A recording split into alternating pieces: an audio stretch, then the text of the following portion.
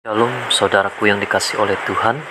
Renungan kita hari ini adalah bersyukur atas kasih setia dan kemurahan Tuhan. Dalam kitab Titus pasal 3 ayat 4-7, firman Tuhan berkata, "Tetapi ketika nyata kemurahan Allah, juru selamat kita, dan kasih-Nya kepada manusia, pada waktu itu Dia telah menyelamatkan kita, bukan karena perbuatan baik yang telah kita lakukan, tapi karena rahmat-Nya oleh permandian kelahiran kembali dan oleh pembaharuan yang dikerjakan oleh Roh Kudus yang sudah dilimpahkannya kepada kita oleh Yesus Kristus, Juru Selamat kita, supaya kita sebagai orang yang dibenarkan oleh kasih karunia-Nya berhak menerima hidup yang kekal sesuai dengan pengharapan kita."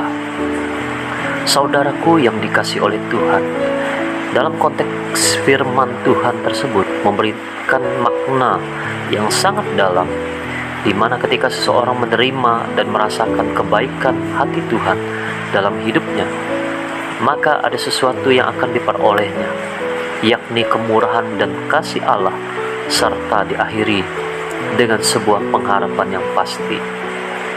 Tetapi dalam hal ini juga diperlukan yang namanya pengorbanan. Mengapa demikian? Karena Tuhan terlebih dahulu menyatakan pengorbanannya bagi kita lewat kematian yang menghasilkan kemenangan secara total. Itulah salah satu bukti bahwa Tuhan mengerjakan keselamatan bagi orang percaya lewat kematian-Nya serta mengalahkan maut untuk menyatakan kemenangan yang ajaib dan sempurna.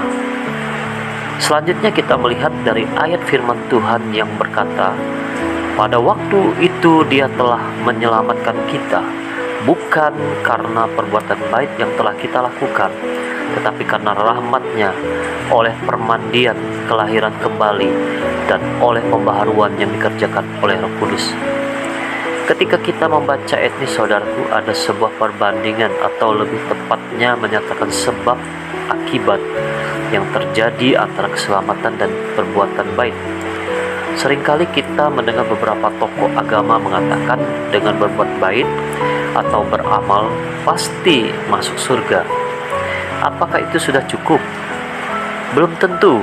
Oleh karena itu harus diperlukan pembaharuan dan kemurahan dari rahmat Tuhan, serta melalui Roh Kudus-Nya untuk menyelamatkan kita supaya dapat memperoleh hidup yang kekal. Oleh karena itu, kita patut bersyukur atas kemurahan, rahmat, dan kasih setia Tuhan, serta diam dalam rumah Tuhan sepanjang masa.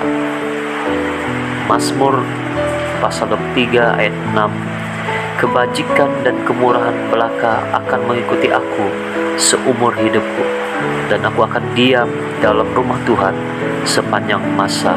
Amin. Tuhan Yesus memberkati.